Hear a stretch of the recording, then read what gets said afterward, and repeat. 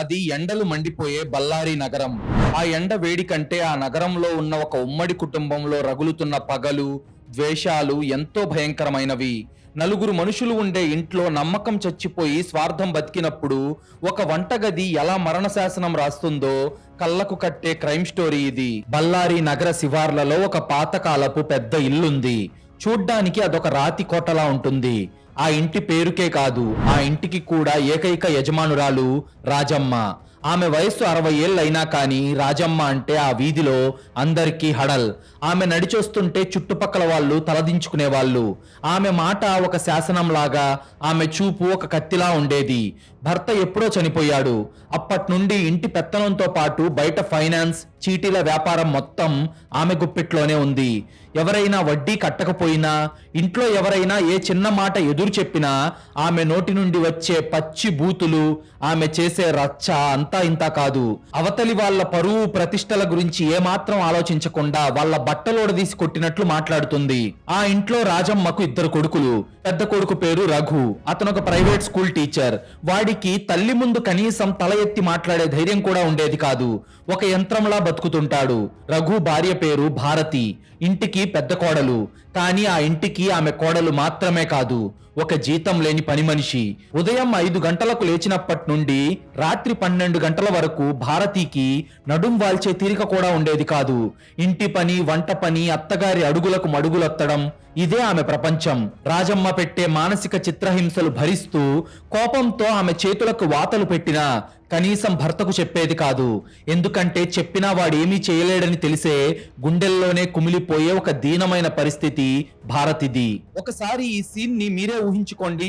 రాజమ్మ లాంటి అత్త ముందు ఒక పని మనిషిలాగా బతుకుతున్న భారతి లైఫ్ ఎంత నరకంగా ఉంటుందో. సైలెంట్ గా టార్చర్ భరించే వాళ్ళ లోపల ఒక అగ్నిపర్వతం రగులుతూనే ఉంటుంది కదా.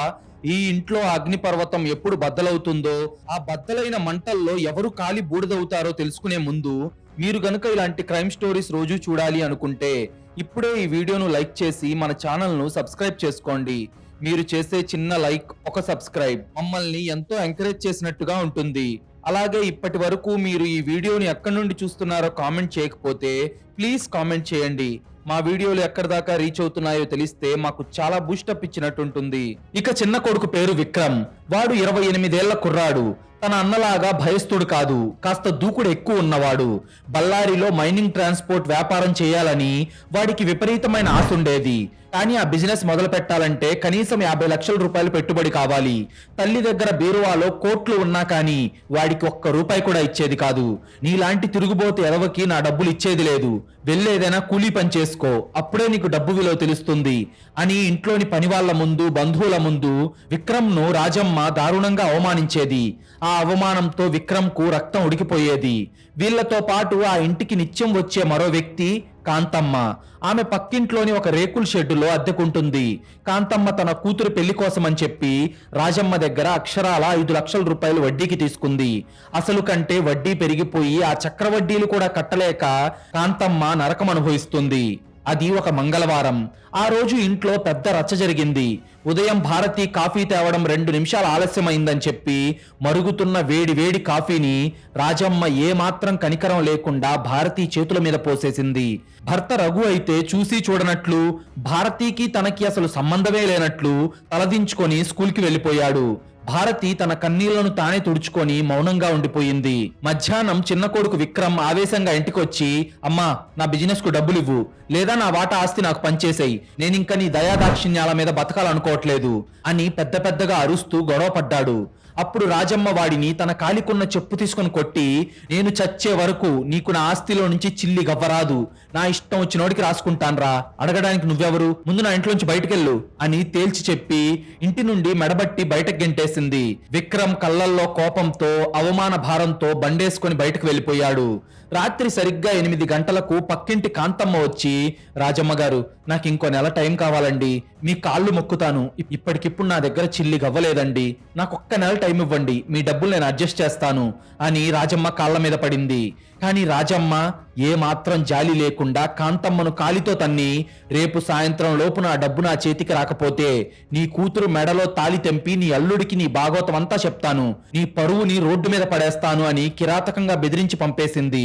కాంతమ్మ ఏడుస్తూ పళ్ళు కొరుక్కుంటూ కోపంగా అక్కడి నుండి వెళ్లిపోయింది. ఆ రోజు రాత్రి 10 గంటలకు ఇల్లంతా భయంకరమైన నిశ్శబ్దంగా మారింది. రాజమ్మ ఎప్పట్లాగే కింద ఫ్లోర్ లో ఉన్న తన విశాలమైన గదిలో పడుకుంది. పెద్ద కొడుకు రఘు, భారతి పై అంతస్తులో ఉన్న వాళ్ళ చిన్న గదిలో పడుకున్నారు. విక్రమేమో ఇంకా ఇంటికి రాలేదు. అప్పుడు సమయం అర్ధరాత్రి సరిగ్గా 2 గంటలవుతుంది. బళ్ళారిలో కరెంటు పోవడంతో నిద్రపోతున్న రాజమ్మకు విపరీతమైన దోమలు కుట్టడం మొదలుపెట్టాయి. చీకట్లో చేత్తో తడుముకుంటూ పక్కనే టేబుల్ మీద ఉన్న అగ్గిపెట్టె తీసుకొని దోమల అగరబత్తి వెలిగించడానికి ఒక్క అగ్గిపుల్ల గీసింది. అంతే, ఒక సింగిల్ అగ్గిపుల్ల రాజమ్మ సామ్రాజ్యాన్నే పేల్చేసింది. ఇదొక పక్కా సైంటిఫిక్ అండ్ సైకలాజికల్ ట్రాప్ కదా. హంతకులు ఎవరో కానీ రాజమ్మ అహంకారాన్నే కాదు, ఆమె శరీరాన్ని కూడా బూడిద చేసేశారు. కానీ ఒక కేసులో ముగ్గురికి చంపే కారణం ఉంటే పోలీసులకి ఎంత కన్ఫ్యూజన్ వస్తుందో ఇప్పుడు చూద్దాం. అగ్గిపుల్ల వెలగడం, ఆ మరుక్షణమే ఆ గది ఒకేసారి ఏదో డైనమైట్ బాంబు పేలినట్లు బద్దలవ్వడం ఒకే సెకండ్ లో జరిగిపోయాయి. ఆ పేలుడు శబ్దానికి ఊరంతా ఉలిక్కిపడింది. భయంకరమైన మంటలు రాజమ్మ గదిని చుట్టుముట్టాయి. గదిలోని అద్దాలు మొత్తం పగిలిపోయాయి. పై అంతస్తులో ఉన్న రఘు, భారతి ఆ శబ్దానికి ఉలిక్కిపడి లేచి కిందకు పరిగెత్తుకుంటూ వచ్చేసరికి కింద ఫ్లోర్ మొత్తం దట్టమైన పొగ ఉండగా రాజమ్మ గది కాలిపోతుంది. అమ్మా అమ్మా అని రఘు పిచ్చివాడిలా అరుస్తున్నాడు. చుట్టుపక్కల జనాలు రావడం, నీళ్లు చల్లడం, ఫైర్ ఇంజన్ రావడం, మంటలు ఆర్పడం అన్నీ కొంచెం సేపట్లోనే జరిగిపోయాయి. కానీ అప్పటికే జరగాల్సిన ఘోరం జరిగిపోయింది. రాజమ్మ మంచం మీదే సజీవ దహనమైపోయింది. ఒకప్పుడు ఊరిని శాసించిన ఆమె ఇప్పుడు దేహం కూడా గుర్తుపట్టలేనంతగా బొగ్గులా మారిపోయింది. ఉదయం సరిగ్గా 6 గంటలకు Ballari crime branch inspector Bhaskar తన టీంతో అక్కడికి చేరుకున్నాడు. భాస్కర్ కళ్ళు చాలా పదునైనవి. అతను ఎవరి కన్నీళ్లను గుడ్డిగా నమ్మడు. ప్రతి వస్తువు వెనక ఉన్న లాజిక్ ను వెతుకుతాడు. కాలిపోయిన ఇల్లంతా పరిశీలించిన భాస్కర్ ముందుగా వంటగదిలోకి వెళ్ళాడు. అక్కడ గ్యాస్ కు పెట్టే రబ్బర్ ట్యూబ్ మంటలకు కరిగిపోయి ఉంది. కానీ గ్యాస్ సిలిండర్ కు ఉండే ఇనుప రెగ్యులేటర్ నాబ్ మాత్రం ఉద్దేశపూర్వకంగా సగం లూజ్ చేసినట్టుంది. గ్యాస్ రెగ్యులేటర్ పైన ఉండే ప్లాస్టిక్ కరిగిపోవడం వల్ల పోలీసులు కన్ఫ్యూజ్ అయినప్పటికీ ఆ ఐరన్ రెగ్యులేటర్ ను ఎవరో లూజ్ చేశారని, ఇది పక్కా మర్డర్ అని భాస్కర్ కి ఇట్టే అర్థమైంది. అంతేకాదు, రాజమ్మ పడుకున్న గది తలుపులు దగ్గరకే వేసున్నప్పటికీ ఎవరో దాన్ని రాత్రివేళ సీక్రెట్ గా బయట నుంచి లాక్ చేసి ఉంటారని అనుమానించిన భాస్కర్ బయటకొచ్చి ఇంట్లోని సభ్యులందరినీ చూస్తూ ఇది గ్యాస్ లీక్ వల్ల జరిగిన యాక్సిడెంట్ కాదు, ఇది ఒక పక్కా ప్లాన్డ్ మర్డర్. ఎవరో తెలియదు కానీ రాత్రి గ్యాస్ సిలిండర్ యొక్క రెగ్యులేటర్ ని లూజ్ చేసి రాజమ్మ గదిలోకి గ్యాస్ వెళ్లేలా చేశారు. ఆమెకు రాత్రిపూట దోమల అగరబత్తి వెలిగించుకునే అలవాటు ఉందని ముందే తెలుసుకొనే ఈ పక్కా స్కెచ్ వేశారు. రాజమ్మ అలా అగ్గిపుల్ల గీయగానే అప్పటికే గదిలో పేరుకుపోయిన గ్యాస్ వల్ల గదంతా అంటుకుపోయింది. అంటే హంతకుడు బయటవాడు కాదు, మీ ముగ్గురులో ఒకడే అని భాస్కర్ తీక్షణమైన చూపు ఇంటి కోడలు భారతి, అప్పుడే కంగారుగా అక్కడికి వచ్చిన విక్రమ్ మరియు అక్కడే ఉండి ఏడుస్తున్న పక్కింటి కాంతమ్మ మీద పడింది. దాంతో విచారణ అక్కడికక్కడే మొదలయ్యింది. మొదట పెద్ద కోడలు భారతి, ఆమె చేతులు మొత్తం కాలిపోయి ఎర్రటి బొబ్బలెక్కి దారుణంగా ఉండటం చూసిన భాస్కర్, చూడమ్మా భారతి, నిన్న ఉదయం మీ అత్త నీ చేతుల మీద మరుగుతున్న వేడివేడి కాఫీ పోసిందని నాకు తెలిసింది. ఆ నరకం, ఆ అవమానం భరించలేకే నీ మొగుడికి పౌరుషం ఎలాగూ లేదని రాత్రికి రాత్రే కిందకొచ్చి ఆ గ్యాస్ పైపు లూజ్ చేసి నీ అత్తను చంపేసింది నువ్వే కదా? పగతో రగిలిపోతూనే ఇదంతా చేశావు కదా అని సూటిగా సైకలాజికల్ గా అడిగాడు భాస్కర్. దానికి భారతి కన్నీళ్లు పెట్టుకొని, సార్, నేను ఈ ఇంటికి పెళ్ళై వచ్చినప్పటి నుంచి రోజుకు 100 సార్లు చచ్చిపోతున్నాను సార్. ఆమె పెట్టిన బాధలకు ఏడుస్తున్నాను కానీ ఒక ప్రాణం తీసేంత ధైర్యం, ఆ తెగింపు నాకు లేదు సార్. రాత్రంతా నేను నా గదిలోనే ఉన్నాను, నాకు ఏ పాపం తెలియదు సార్ అని చెప్పింది భారతి. కానీ ఆమెకు అనుకూలంగా ఆమె ఆ సమయంలో ఆమె గదిలోనే ఉన్నట్లు నిరూపించడానికి ఎలాంటి బలమైన సాక్ష్యం లేదు. ఎందుకంటే ఆమె భర్త రఘు ఆ సమయంలో గాఢ నిద్రలో ఉన్నాడు. ఇక రెండో కొడుకైన విక్రమ్ దగ్గరకు వెళ్లిన భాస్కర్, ఏంటి విక్రమ్, 50 లక్షల కోసం కన్న తల్లి మీదే చేయెత్తుతావారా? నిన్న మధ్యాహ్నం ఆస్తి కోసం అందరి ముందు గొడవ పడ్డావు, ఆమె నిన్ను చెప్పుతో కొట్టింది. ఆ పగతో రాత్రికి రాత్రే తల్లిని సజీవ దహనం చేసి ఇప్పుడు ఆస్తి మొత్తం నాదే అని సంబరపడుతున్నావు కదా అని భాస్కర్ వాడి కాలర్ పట్టుకొని అడిగాడు. అప్పుడు విక్రమ్ కోపంగా, ఫస్ట్ షర్ట్ వదలండి సార్, అది నా తల్లి కాదు, అదొక రాక్షసి, అది పోయిందని నాకు ఏ బాధ లేదు సార్. కానీ నేను మాత్రం దాన్ని చంపలేదు. నిన్న గొడవ తర్వాత నేను నా ఫ్రెండ్స్ తో కలిసి బార్లో ఫుల్లుగా తాగాను. రాత్రి 1 గంటకు నా స్కూటర్ మీద బయలుదేరి హైవే మీద ఉన్న ఒక లాడ్జీలో పడుకున్నాను. మీరు కావాలంటే నేను చెప్పిన అడ్రస్లన్నీ చెక్ చేసుకోండి అన్నాడు విక్రమ్. దాంతో పోలీసులు విక్రమ్ చెప్పిన బార్లో లాడ్జీలో ఎంక్వైరీ చేస్తే రాత్రి 1 గంట నుండి ఉదయం వరకు విక్రమ్ లాడ్జీలోనే ఉన్నట్లు, లోపల టీవీ సౌండ్ రావడం, వాడి ఫోన్ లొకేషన్ కూడా అక్కడే ఉండటం వల్ల వాడికి అనుకూలంగా పక్కా సాక్ష్యం దొరికింది. కానీ భాస్కర్ కి మాత్రం ఎక్కడో వాడి మీదే ఎక్కువగా అనుమానం ఉంది. ఇక మూడో వ్యక్తి పక్కింటి కాంతమ్మ.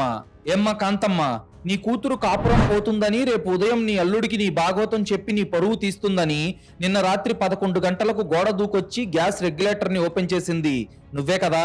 అప్పు తీర్చలేని వాళ్ళు ఎంతకైనా తెగిస్తారని నాకు తెలుసు అని భాస్కర్ గట్టిగా అన్నాడు. దానికి కాంతమ్మ ఏడుస్తూ, లేదయ్యా, నేను నా ఇంట్లోనే ఉండి నా కర్మ ఇలా ఎందుకు తగలడిందా అని తలుచుకొని ఏడుస్తున్నాను. రాజమ్మని నేను చంపలేదయ్యా, నా మీద ఆ నింద వేయకండి అని కాంతమ్మ గుండెలు బాదుకుంది. పైగా రాత్రి ఆమె తన ఇంట్లో ఉన్నట్లు చెప్పడానికి ఆమెకు అనుకూలంగా సాక్ష్యం కూడా లేదు. ముగ్గురులో ఎవరికి భాస్కర్ నమ్మేలాగా పక్కా ఆధారం లేదు. ముగ్గురికి రాజమ్మ అంటే పీకల దాకా పగుంది. ముగ్గురికి రాజమ్మను చంపడానికి బలమైన కారణం కూడా ఉంది. దాంతో పోలీసుల బుర్ర పాడైపోతుంది. సరిగ్గా అప్పుడే క్రైమ్ సీన్ లో ఆధారాలు వెతుకుతున్న పోలీసులకు రాజమ్మ యొక్క కాలిపోయిన గదిలో అది పాతకాలపు రాతి ఇల్లు కావడంతో ఆ గోడ వెనకాల ఒక రాయి పట్టే సందు ఖాళీగా కనిపించింది. అందులో ఒక రహస్య లాకర్ దొరికింది. మంటలు ఆ రాతి గోడను ఏమీ చేయలేకపోయాయి కాబట్టే గోడ వెనక లాకర్ లో ఉన్న వస్తువులు సేఫ్ గా దొరికాయి. భాస్కర్ ఆ లాకర్ ను ఆశ్చర్యంగా ఓపెన్ చేస్తూ ఉండగా అందరూ అటువైపే చూస్తున్నారు. అయితే అందులో డబ్బులు కానీ ఆస్తి పత్రాలు కానీ ఏమీ లేవు.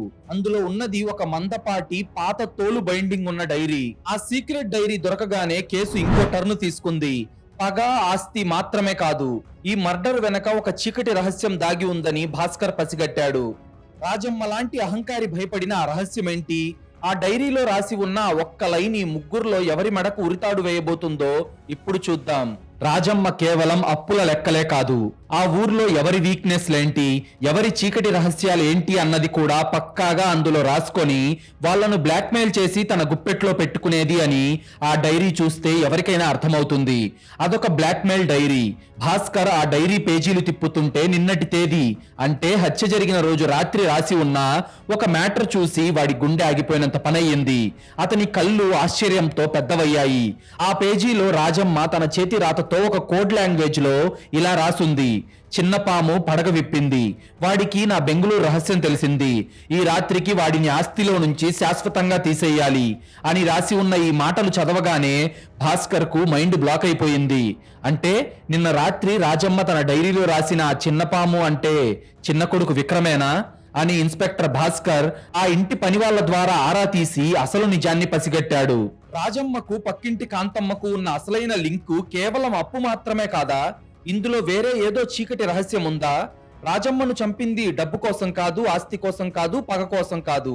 ఒక భయంకరమైన గుట్టు బయటపడకుండా ఉండటానికి జరిగిన పక్కా సైకలాజికల్ మర్డర్ ఇది. భాస్కర్ ఆ డైరీని పట్టుకొని ఎదురుగా నిలబడి ఉన్న భారతి, విక్రమ్, కాంతమ్మల కళ్ళల్లోకి సూటిగా చూశాడు.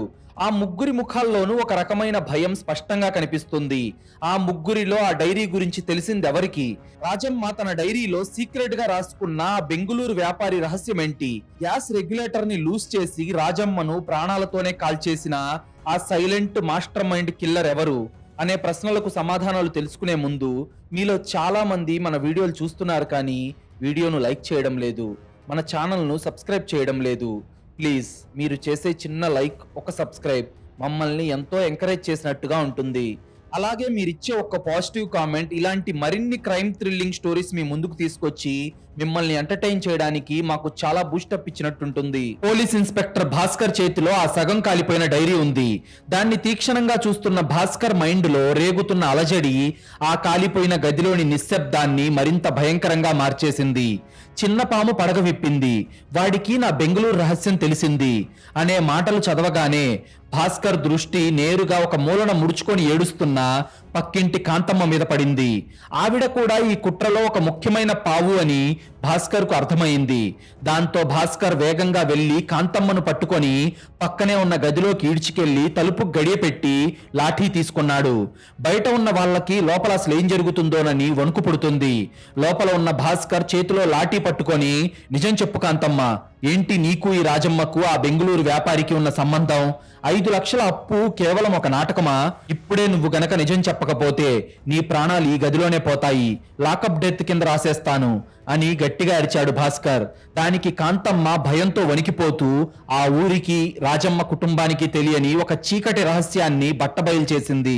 సార్, నన్ను కొట్టకండి సార్, మీరు కొడితే తట్టుకునే వయసు నాది కాదు. నాకు తెలిసిన నిజం మొత్తం చెప్పేస్తాను సార్. నేను కేవలం మధ్యవర్తిని మాత్రమే సార్. ఆ బెంగళూరు వ్యాపారి పేరు శేఖర్. 20 ఏళ్ల క్రితం రాజమ్మకు ఆమె భర్త బతికున్నప్పుడే శేఖర్తో సంబంధం ఉండేది సార్. రాజమ్మ భర్త పోయాక ఆ సంబంధం మరింత పెరిగింది. కానీ రాజమ్మ బళ్ళారిలో ఎంతో పరువున్న మనిషి, పైగా కరుడుగట్టిన వడ్డీ వ్యాపారి. ఆమెకు అక్రమ సంబంధం ఉంది అని తెలిస్తే జనాలు ముఖం మీద ఉమ్మేస్తారని, జనాల్లో ఆమె పరువు పోతుందని నన్ను వాడుకుంది సార్. నేను నా కూతురు పెళ్లి కోసం అప్పు తీసుకున్న మాట నిజమే, కానీ వడ్డీ కింద ఆ శేఖర్ బళ్ళారికి వచ్చినప్పుడల్లా నా ఇంట్లోనే రాజమ్మకు వాడికి ఏకాంతంగా ఉండటానికి ఏర్పాటు చేసేదాన్ని సార్. రాత్రిపూట ఎవరికీ తెలియకుండా నా ఇంట్లోకి వచ్చి రాజమ్మ ఆయనతో గడిపేది. రాజమ్మ యొక్క ఈ చీకటి భాగోతాన్ని నిన్న ఆమె ఇంట్లో ఎవరో కనిపెట్టేశారు సార్. ఆ విషయం ఎక్కడ బయటపడుతుందో అని ఆమె నన్ను నిన్న రాత్రి బూతులు తిట్టి, ఈ రోజు ఆ శేఖర్ తో మాట్లాడి నా అప్పు, నా వడ్డీ లెక్కలు మొత్తం సెటిల్ చేయాలని చూసింది సార్. అంతలోనే ఎవరో గ్యాస్ రెగ్యులేటర్ లూజ్ చేయడంతో ఇలా మంటల్లో కాలిపోయి చచ్చిపోయింది సార్. నాకు ఏ పాపము తెలియదు సార్, నన్ను వదిలేయండి సార్ అని కాంతమ్మ దండం పెడుతూ గుండెలు బాదుకుంది. అదంతా విన్న భాస్కర్ కు మైండ్ బ్లాక్ అయిపోయింది. 60 ఏళ్ల వయసులో బళ్ళారిని వణికించే ఒక గయ్యాలి, అందరి ముందు పతివ్రతలా ఫోజులు కొట్టే మహిళకు ఇంత అసహ్యమైన అక్రమ సంబంధం ఉందా? అది కూడా ఈ వయసులోనా? మనుషులు బయటకు కనిపించేదానికి లోపల ఉండేదానికి ఎంత తేడా ఉందో అని తెలిసి భాస్కర్ రాజమ్మ జీవితాన్ని అసహ్యించుకున్నాడు. ఇదొక మైండ్ బ్లోయింగ్ ట్విస్ట్ కదా. పతివ్రత ముసుగు వేసుకున్న రాజమ్మ అసలు స్వరూపం ఎంత నీచంగా ఉందో చూసారా? ఈ విషయం బయటపడితే ఆమె పరువు ఏమవుతుందో అని ఆమె భయపడింది. కానీ ఈ నిజం తెలుసుకున్న ఆ వ్యక్తి ఎవరు? ఆ రహస్యాన్ని దాచడానికి చేసిన ప్రయత్నమే ఆమెను కాల్చేసిందా? ఆ కిరాతకమైన మాస్టర్ మైండ్ అసలు ఎవరు అనేది ఇప్పుడు చూద్దాం. భాస్కర్ బయటకొచ్చి విక్రమ్ కాలర్ పట్టుకొని లాగి వాడిని అమాంతం నేలకేసి కొట్టాడు. రే విక్రమ్, నీకు అనుకూలంగా ఉన్న సాక్ష్యం పక్కా ఫేక్ అని నాకు తెలుసురా. నీ తల్లి భాగవతం నీకు నిన్న మధ్యాహ్నం తెలిసింది కదరా. ఒక పక్క ఆస్తి ఇవ్వలేదన్న కోపం, ఇంకో పక్క కన్న తల్లి ఇంకో వ్యాపారితో పడుకుంటుందన్న పరువు తక్కువ విషయం, ఇవి భరించలేక రాత్రికి రాత్రే సైలెంట్ గా వచ్చి గ్యాస్ రెగ్యులేటర్ లూజ్ చేసి నీ తల్లిని సజీవ దహనం చేశావు కదరా. ఇంకా నీ నాటకాలు నా దగ్గర సాగవు అని గట్టిగా అరిచాడు. కానీ విక్రమ్ ఏమాత్రం భయపడలేదు. ఎంతో ప్రశాంతంగా ఒక తెలివైన క్రిమినల్ లాగా భాస్కర్ కళ్ళల్లోకి చూసి నవ్వుతూ, సార్, నా తల్లి ఒక రాక్షసి, ఆమెకు అఫైర్ ఉంటే ఉండొచ్చు, నేను కాదన్ను, కానీ దాన్ని నేను చంపలేదు సార్. మీరు కొంచెం కామన్ సెన్స్ తో ఆలోచించండి. మీరు చెప్పినట్లే ఒకవేళ నా తల్లి భాగవతం నాకు తెలిసి ఆ పరువు కోసం నేను ఆమెను చంపి ఉంటే నా తల్లి భాగవతం రాసి ఉన్న డైరీని ఎందుకు వదిలేస్తాను సార్? ఆ లాకర్ కూడా ఓపెన్ చేసి అందులో ఉన్న డైరీని మంటల్లో పడేసి ఎవరికీ తెలియకుండా ఆధారాలు చెరిపేస్తాను కదా. మీరు అనవసరంగా ఈ నేరం నా మీద నెట్టకండి. రాత్రి 1 గంట నుండి నేను బార్లో ఉన్నాను, లాడ్జీలో ఉన్నాను, కావాలంటే వెళ్ళి చెక్ చేసుకోండి సార్ అని లాజికల్ గా సమాధానం చెప్పాడు విక్రమ్. అది విని భాస్కర్ కు బుర్ర పాడైపోయింది. విక్రమ్ చెప్పిన లాజిక్ 100% కరెక్టే. రహస్యం దాచడానికి చంపిన వాడు ఆ రహస్యం రాసి ఉన్న డైరీని ఎందుకు వదిలేస్తాడు? అది చట్టానికి చిక్కే అతి పెద్ద ఆధారం కదా. కాలిపోయిన గదిలో విక్రమ్ వేలి ముద్రలు లేవు. ఆ పాతకాలపు ఇంట్లో సీసీటీవీ కెమెరాలు లేవు. విక్రమ్ రాత్రి లాడ్జీలో లేకపోయినా వాడు ఇంట్లో ఉన్నాడని నిరూపించడానికి పోలీసుల దగ్గర ఎలాంటి ఆధారాలు లేవు. వాడు ఎవ్వరికీ దొరకలేదు. దాంతో సాక్ష్యాలు కూడా సరిగ్గా లేకపోవడంతో దాంతో చేసేదేమీ లేక 2 రోజులు ఎంక్వైరీ చేసిన పోలీసులు రాజమ్మ గ్యాస్ లీక్ వల్లే ప్రమాదవశాత్తు చనిపోయింది, ఆధారాలు లేవు కాబట్టి దీన్ని హత్యగా పరిగణించలేము అని కేసు క్లోజ్ చేసి వెళ్లిపోయారు. అలా చట్టం యొక్క కళ్ళని విక్రమ్ తన లాజిక్ తో మూసేశాడు. 3 అనుమానితులు సేఫ్ అయ్యారు. కానీ మనకు మాత్రమే ఇప్పుడు ఒక భయంకరమైన పచ్చి నిజం తెలియబోతుంది. అసలు ఆ రాత్రి ఆ 4 గోడల మధ్య ఏం జరిగిందంటే, అవును, రాజమ్మను చంపింది మరెవరో కాదు, చిన్న కొడుకు విక్రమే. నిన్న మధ్యాహ్నం ఆస్తి కోసం గొడవ పడినప్పుడు ఆ ఎఫ్ఐఆర్ విషయాన్ని అడ్డుపెట్టుకొని రాజమ్మను బ్లాక్మెయిల్ చేసి ఆ 50 లక్షలు లాగాలని విక్రమ్ ప్రయత్నించాడు. కానీ రాజమ్మ వాడిని చెప్పుతో కొట్టి నా పరువు తీస్తే నీకు ఆస్తిలో చిల్లి గవ్వివ్వను అని బెదిరించింది. ఈ విషయం బయట పెడితే అటు డబ్బు రాదు ఇటు పరువు పోతుంది అని ఫిక్స్ అయిన విక్రమ్ ఆ రాత్రే ఆమెకు మరణ శాసనం రాశాడు. విక్రమ్ కళ్ళల్లో కోపంతో అవమాన భారంతో బండేసుకుని బయటకు వెళ్ళిపోయాడు.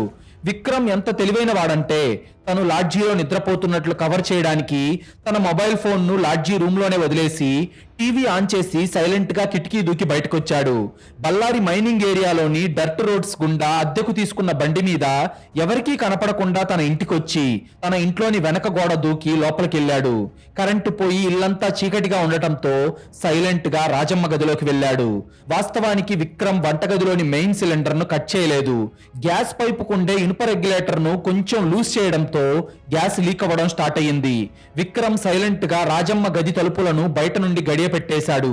గ్యాస్ వాసన రాకుండా కిచెన్ తలుపులు కూడా లాక్ చేసి గోడ దూకి మళ్లీ సైలెంట్ గా బయటకెళ్లిపోయాడు. అర్ధరాత్రి 2 గంటలకు రాజమ్మ దోమల అగరబత్తి వెలిగించడం కోసం అగ్గిపుల్లా అలా గీసిందో లేదో అప్పటికే లీక్ అయి ఉన్న గ్యాస్ కు ఆ గదంతా పేలిపోయి ఆమె సజీవ దహనం అయిపోయింది. ఒక తల్లిని సజీవ దహనం చేసిన ఆ రాక్షసుడు ఎవరికీ దొరకకుండా ఆఖరికి పోలీసుల ఎంక్వైరీకి కూడా దొరకకుండా ఎంత తెలివిగా తప్పించుకున్నాడో చూడండి. రాజమ్మ చనిపోయి 15 రోజులవుతుంది. ఇప్పుడు ఆ ఇంటికి విక్రమ్ మహారాజుగా మారాడు. తన అన్న రఘును ఒక పనివాళ్లా చూస్తున్నాడు.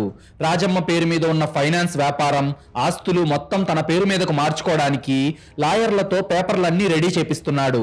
ఇలా వాడి అహంకారం తారాస్థాయికి చేరింది. ఆ రోజు ఆదివారం మధ్యాహ్నం విక్రమ్ హాల్లో కాలు మీద కాలు వేసుకొని సిగరెట్ తాగుతూ దర్జాగా కూర్చొని ఒసే భారతి కాఫీ తీసుకురావే, ఏం చేస్తున్నావే లోపల పనికిమాలిన దాన, త్వరగా రా అని తన వదినను తన తల్లి రాజమ్మలాగే దారుణంగా అవమానిస్తూ అరిచాడు. మొన్నటిదాకా తన అత్తకి బానిసగా ఉన్న భారతి ఇప్పుడు తన మరిదికి బానిసగా మారింది. కానీ ఎప్పటిలా కిచెన్ లో నుండి భారతి ఏడుస్తూ భయపడుతూ రాలేదు. తన 2 చేతులకు ఉన్న కాలిన గాయాలకు కట్టుకట్టుకుని ఉన్న భారతి ఎంతో ప్రశాంతంగా నడుచుకుంటూ హాల్లోకి వచ్చింది. ఆమె ముఖంలో అప్పటిదాకా ఉన్న ఆ భయం, ఆ నిస్సహాయత, ఆ బానిసత్వం ఏమీ లేవు. ఆమె కళ్ళల్లో ఒక మాస్టర్ మైండ్ కుండే కసి, ఒక సామ్రాజ్యాన్ని శాసించే మహారాణి లాంటి పొగరు, ఒక రకమైన క్రూరత్వం స్పష్టంగా కనిపిస్తున్నాయి. భారతి కాఫీ కప్పును విక్రమ్ ముందున్న టేబుల్ మీద గట్టిగా శబ్దం వచ్చేలా పెట్టి, ఏంట్రా విక్రమ అరుపులు, మీ అమ్మ చచ్చిపోయిందన్న ధైర్యమా, లేదంటే మీ అమ్మను నువ్వే చంపావన్న కండకావరమా అని ఒకే ఒక్క మాట అడిగింది భారతి. ఈ సీన్ వింటుంటేనే మైండ్ బ్లాక్ అవుతుంది కదా. ఏడుస్తూ బతికిన కోడలు సడన్ గా మహారాణిలా విక్రమ్ ముందు నిలబడి ఆ మాట అనడం అంటే ఆమె లోపల ఎంతటి అగ్నిపర్వతం ఉందో అర్థమవుతుంది కదా. అసలు ఆ రాత్రి ఏం జరిగిందో ఆమెకు ఎలా తెలుసు? కిరాతకుడైన విక్రమ్ ఆగడాలకు అడ్డుకట్ట వేసే టైం వచ్చేసింది. తన వదిన భారతి నోటి నుండి ఆ మాట వినగానే విక్రమ్ చేతిలో ఉన్న సిగరెట్ కింద పడిపోయింది. వాడికి ఊపిరాడటం ఆగిపోయి గొంతులో నుంచి మాట రావడం లేదు. ఏయ్ ఏంటి పిచ్చి పట్టిందా నీకు? నేనెందుకు చంపుతానే మా అమ్మని? నోటికొచ్చిందల్లా వాగమాకు అని తడబడుతూ అరిచాడు విక్రమ్. అప్పుడు భారతి తన చీర కొంగు సర్దుకొని విక్రమ్ కు ఎదురుగా ఉన్న సోఫాలో దర్జాగా కూర్చుంది. ఇక్కడే ఈ క్రైమ్ స్టోరీ రూపం మొత్తం మారిపోయి వింటున్న మనకి దిమ్మ తిరిగిపోతుంది. సైలెంట్ గా కష్టాలు భరించే ఒక కోడలు అత్త చావును తన కల్లారా చూసి మాస్టర్ మైండ్ గా ఎలా మారిందో ఇప్పుడు మనకు తెలుస్తుంది. పిచ్చి నాకు కాదురా విక్రమ్, ఆ రాత్రి ఆ గ్యాస్ రెగ్యులేటర్ ను లూజ్ చేసి నీ తల్లిని సజీవ దహనం చేసిన నీకు పట్టింది పిచ్చి. నీకొక విషయం తెలుసా విక్రమ్? ఆ రోజు ఉదయం మీ అమ్మ నా చేతుల మీద వేడి వేడి కాఫీ పోసింది కదా, ఆ మంట వల్ల నాకు రాత్రంతా నిద్ర పట్టలేదు. చేతులు మండుతూ ఉండటంతో ఫ్రిడ్జ్ లో ఉన్న ఐస్ గడ్డలు పెట్టుకుందామని కరెక్ట్ గా రాత్రి 1:30 నా భర్త నా పక్కన గురకపెట్టి నిద్రపోతుంటే నేను సైలెంట్ గా కిందకు కిచెన్ వైపు వచ్చాన్రా అని చెప్పగానే విక్రమ్ నరాల్లో రక్తం గడ్డకట్టుకుపోయి నువ్వు నువ్వు నువ్వు కిందకొచ్చావా అని కంగారుగా అడిగాడు. దానికి భారతి, అవునరా, నేను కిందకొచ్చేసరికి ఇల్లంతా చీకటిగా ఉంది. ఆ కారు చీకట్లో నువ్వు గ్యాస్ రెగ్యులేటర్ ఓపెన్ చేయడానికి నీ ఫోన్ ఫ్లాష్ లైట్ ఆన్ చేసుకొని ఫోన్ ని నోట్లో పెట్టుకున్నావు. ఆ డిమ్ లైట్ వెలుతురు కరెక్ట్ గా నీ ముఖం మీద పడింది. ఆ ఒక్క వెలుతురుని వాడుకొని చీకట్లో దాక్కున్న నేను నైట్ మోడ్ లో కెమెరా పెట్టి పక్కాగా నీ ముఖాన్ని, నువ్వు చేస్తున్న పనిని నా ఫోన్ లో వీడియో రికార్డ్ చేశాన్రా. ఆ తర్వాత నువ్వు పిల్లిలా నడుచుకుంటూ వెళ్ళి మీ అమ్మ గదికి బయట నుండి గడియ పెట్టడం కూడా నేను చూశాను. నువ్వు ఎలా వెళ్ళావో ఏం చేశావో అన్నీ నాకు తెలుసు. దానికి పక్కా వీడియో సాక్ష్యం నా దగ్గరుంది అని ఒక పెద్ద బాంబు పేల్చింది భారతి. అదంతా విని విక్రమ్ కు చెమటలు పట్టేశాయి. కానీ వాడు తన భయాన్ని కవర్ చేసుకొని నవ్వుతూ, హా చూస్తే చూసావులేవే, ఎవరికి చెప్తావు, పోలీసులక, వాళ్ళెప్పుడో కేసు క్లోజ్ చేసేశారు. నా లాజిక్ ముందు వాళ్ళ బుర్రలు పనిచేయలేదు. ఇప్పుడు నువ్వు వెళ్ళి చెప్తే ఆస్తి కోసం నువ్వే అబద్ధాలు చెప్తున్నావని నిన్నే లోపలేస్తారు. నాకు వ్యతిరేకంగా నీ దగ్గర ఏ ప్రూఫ్ ఉన్నా నువ్వు నన్నేం పీకలేవే, నువ్వు కేవలం ఒక ఆడదానివి అని రెచ్చిపోయాడు విక్రమ్. దానికి భారతి ఒక సైకోలా నవ్వుతూ, ప్రూఫ్ లేకుండానే నేను నీ ముందు ఇలా ధైర్యంగా కూర్చున్నాను అనుకుంటున్నావా విక్రమ్? గ్యాస్ పేలినప్పటికీ అది కేవలం అత్తగారి ఒక్క గదికే పరిమితం అవుతుందని నాకు తెలుసు కాబట్టే నేను సేఫ్ గా పైకెళ్ళి నిద్రపోయాను. నువ్వు గడియ పెట్టి వెళ్ళిపోయావు. కానీ మంటలు చెలరేగక ముందే ఇదంతా చూసిన నేను కిందకొచ్చి సైలెంట్ గా నువ్వు వేసిన ఆ గడియ తీసేసి తలుపు మళ్ళీ మామూలుగా వేసి పైకెళ్ళిపోయాను. ఒకవేళ నువ్వు వేసి ఉంచిన గడియ అలాగే ఉండుంటే పోలీసులు వెంటనే ఇంట్లోని వాళ్ళనే అరెస్ట్ చేస్తారని, అప్పుడు నిన్ను బ్లాక్మెయిల్ చేసి నాకు బానిసగా మార్చుకునే ఛాన్స్ పోతుందని నేను వేసిన మాస్టర్ ప్లాన్ రా ఇది. నా మొగుడు రఘు ఎప్పుడు నా క్యారెక్టర్ను అనుమానిస్తూ నా ఫోన్ చెక్ చేస్తూ ఉండేవాడు. అందుకే ఎవరైనా దొంగొచ్చాడేమో అని వాడికి ప్రూఫ్ గా చూపిద్దామని నేను కెమెరా ఆన్ చేసి రికార్డ్ చేస్తే అందులో కన్న తల్లిని కిరాతకంగా చంపే నువ్వు దొరికావురా. ఆ వీడియో చూస్తే ఏ పోలీసుకైనా మైండ్ బ్లాక్ అవుతుంది అని భారతి చెప్పగానే విక్రమ్ కు దిమ్మ తిరిగిపోయి వాడి అహంకారం అంతా ముక్కలైపోయింది. అదంతా విన్న విక్రమ్ భయంతో ఏడుస్తూ ఇక వేరే దారి లేక భారతి కాళ్ల మీద పడి, వదిన వదిన నన్ను క్షమించు, ప్లీజ్ ఆ వీడియో ఎవరికి చూపించకు, నన్ను ఉరితీస్తారు వదిన, నువ్వు చెప్పిందల్లా చేస్తాను, నీకొక బానిసలా ఉంటాను అని తన వదిన కాళ్ల మీద పడి బతిమిలాడాడు విక్రమ్. కానీ భారతి మాత్రం వాణ్ణి కాల్తో తన్ని వెనక్కి నెట్టింది. ఆమె కళ్ళల్లో ఏమాత్రం జాలి లేకుండా, రే విక్రమ్, నువ్వెంత ఏడ్చినా నీ కన్నీళ్లు నన్ను కరిగించలేవు. నేను ఆ వీడియో పోలీసులకు ఇవ్వను. ఇస్తే నాకొచ్చే లాభం ఏంటి? నువ్వు జైలుకు వెళ్తావు అంతే. నీకొక నిజం చెప్పనా? నా పెళ్ళైన 10 ఏళ్లుగా నన్ను ఈ ఇంట్లో ఒక కుక్క కంటే హీనంగా చూసింది ఆ రాక్షసి, అదే నీ తల్లి. నా చేతులు కాల్చింది, నన్ను మానసికంగా చంపేసింది. నా మీద కనీసం జాలి చూపించని ఆ ముసలిది మంటల్లో కాలి బూడిదవుతుంటే నేను నా గదిలో ఉండి ఆ అరుపులు వింటూ ఎంతో ఎంజాయ్ చేశాన్రా. ఒక రకంగా చెప్పాలంటే దాన్ని చంపి నువ్వు నాకు గొప్ప మేలు చేశావు విక్రమ్ అని ఎంతో కిరాతకంగా ఒక రాక్షసిలా నవ్వింది భారతి. అదంతా వింటున్న విక్రమ్ కు భారతిని చూస్తుంటేనే భయంతో వణుకు పుడుతుంది. ఒక సైలెంట్ గా ఉండే ఇల్లాలి లోపల ఎంతటి ప్రతీకారం దాగుందో, మౌనంగా ఉండే వాళ్ళ కోపం ఎంత ప్రమాదకరమైనదో విక్రమ్ కు అప్పుడు అర్థమైంది. ఒక ద్రోహి ఇంకొక ద్రోహిని తన గుప్పెట్లో ఎలా పెట్టుకుందో చూసారా? భారతి పగ వాడి అహంకారాన్ని బూడిద చేసింది. వాడినే ఒక ఆయుధంగా వాడుకొని నేను ఇంటికి మహారాణిని అవ్వాలి అన్న భారతి మాస్టర్ బ్రెయిన్ ఈ కథకి అసలైన హైలైట్. అప్పుడు భారతి చెప్పడం కంటిన్యూ చేస్తూ, కానీ విక్రమ్, మీ అమ్మ చచ్చాక ఈ ఇంటికి నేను మహారాణిని అవుతాను అనుకున్నాను. కానీ ఇప్పుడు నువ్వు తయారయ్యావు. అత్త పోయినా నా బతుకు బానిస బతికేనా? అందుకే ఇప్పుడు నా రూల్స్ చెప్తాను విను. నీకొక డౌట్ రావచ్చు, నాకెలా ఈ టెక్నాలజీ తెలుసు అని. నేను బయట ప్రపంచానికి ఒక అమాయకపు ఇల్లాల్లా కనిపించొచ్చు విక్రమ్, కానీ రోజంతా కిచెన్ లో వంట చేస్తున్నప్పుడు నేను యూట్యూబ్ లో ఇన్వెస్టిగేటివ్ క్రైమ్ స్టోరీస్ వింటూ ఉండేదాన్ని. ఆ క్రైమ్ స్టోరీస్ చూసి పెంచుకున్న నాలెడ్జ్ తోనే నీ మెడకు సైలెంట్ గా ఉరితాడు వేశాను. అన్నట్టు నీకు తెలుసుగా, నా చెల్లెలు బళ్ళారి ఎస్పీ ఆఫీస్ లో కానిస్టేబుల్ గా పనిచేస్తుందని. నేను ప్రతి 24 గంటలకు ఒకసారి మా చెల్లెలకి మెసేజ్ పెట్టకపోయినా ఫోన్ చేయకపోయినా నువ్వు చంపిన వీడియో ఆటోమేటిక్ గా బళ్ళారి ఎస్పీ గారి దగ్గరికి వెళ్ళిపోతుంది. అంటే నువ్వు ఆ వీడియో కోసం నా ప్రాణం తీసినా సరే నువ్వు ఉరికంబం ఎక్కడం ఖాయం. నా ప్రాణం నా చేతుల్లో ఉందో లేదో తెలియదు, కానీ నీ ప్రాణం మాత్రం నా చేతుల్లో ఉంది విక్రమ్ అని తన డెడ్లీ ప్లాన్ గురించి చెప్పగానే విక్రమ్ కు ఊపిరాడలేదు. తాను వేసిన ఒక పర్ఫెక్ట్ మర్డర్ ప్లాన్ తన వదిన చేతిలోనే తనకు శాశ్వత మరణ శాసనంగా మారిపోయిందని విక్రమ్ కు అర్థమైంది. అలా వాడు ఆమె గుప్పెట్లో బందీ అయిపోయి తప్పించుకోలేకపోయాడు. భారతి దర్జాగా లేచి నిలబడి ఉన్న విక్రమ్ ను ఒక పురుగును చూసినట్లు చూసి, రూల్ నెంబర్ 1, రేపు ఉదయం కల్లా ఆస్తిలో నీ వాటా అంతా నా పేరు మీదకు రాస్తూ నీ హక్కుని వదులుకునే పత్రం మీద నువ్వు సంతకం చేసి అది నా టేబుల్ మీద పెట్టాలి. ఫైనాన్స్ వ్యాపారానికి సంబంధించిన ఖాళీ ప్రామిసరీ నోట్లన్నీ నా చేతికి రావాలి. ఇవన్నీ జరిగితేనే నీ వీడియో బయటకు రాదు. ఇక రూల్ నెంబర్ 2, నువ్వు మైనింగ్ వ్యాపారం చేయాలనుకున్నావు కదా, దాని పెట్టుబడికి డబ్బులు నేనిస్తాను, కానీ నువ్వందులో ఓనర్వి కాదు. నా కింద పనిచేసే ఒక జీతం లేని పనివాడివి మాత్రమే. నువ్వు సంపాదించిన ప్రతి రూపాయి నా అకౌంట్లో పడాలి. రూల్ నెంబర్ 3, మీ అమ్మ నన్ను ఎలాగైతే పని మనిషిలా చూసిందో ఇక నుండి ఈ ఇంట్లో నువ్వు నీ అన్న రఘు ఇద్దరూ నా చెప్పు చేతల్లో బతకాలి. ఈ ఇంట్లో నేనేది చెప్తే అదే జరగాలి. మీరిద్దరూ ఇక ఈ ఇంటికి నాకు కాపలా ఉండే బానిసలు మాత్రమే. ఒక్క మాట ఎదురు చెప్పినా కూడా మరుసటి రోజు ఆ వీడియో పోలీసుల దగ్గర ఉంటుంది. నువ్వేమో జైల్లో ఉంటావు. ఇక నుంచి ఇది నా సామ్రాజ్యం అని తన రూల్స్ మొత్తం బయటపెట్టింది భారతి.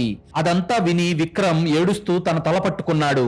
చట్టం కళ్ళుగప్పి ఒక అద్భుతమైన హత్య చేశానని గర్వపడ్డ ఆ కిరాతకమైన కొడుకు ఇప్పుడు తన వదిన వేసిన ఒక సైకలాజికల్ ట్రాప్ లో ఎప్పటికీ తప్పించుకోలేని ఖైదీలా మారిపోయాడు. భారతి ఎంతో ప్రశాంతంగా తన చేతులకు ఉన్న కట్లను సరిచేసుకుంటూ మళ్ళీ సోఫాలో మహారాణిలా కూర్చొని, ఇక వెళ్ళు విక్రమ్, పని మనిషితో పని ఆల్రెడీ మానిపించేశాను, వెళ్ళి నా బట్టలు ఉతికి ఆరేయ్ అని ఆర్డర్ వేసింది. కన్నతల్లి కామాన్ని భరించలేక కొడుకు చేసిన కిరాతకాన్నే ఆయుధంగా మలుచుకొని 10 ఏళ్లుగా తను అనుభవించిన నరకానికి ముగింపు పలికి ఆ ఇంటికి ఒక సైలెంట్ మాస్టర్ మైండ్ గా మారిన ఒక కోడలి సైకలాజికల్ ప్రతీకారం ఇది. మీకు గనుక ఈ క్రైమ్ స్టోరీ నచ్చినట్లయితే ఇప్పుడే ఈ వీడియోను లైక్ చేసి మన ఛానల్ ను సబ్స్క్రైబ్ చేసుకోండి. అలాగే మీరిచ్చే ఒక్క పాజిటివ్ కామెంట్ ఇలాంటి క్రైమ్ స్టోరీస్ రోజు మీ ముందుకు తీసుకురావడానికి మాకు చాలా బూస్టప్ ఇచ్చినట్టుంటుంది.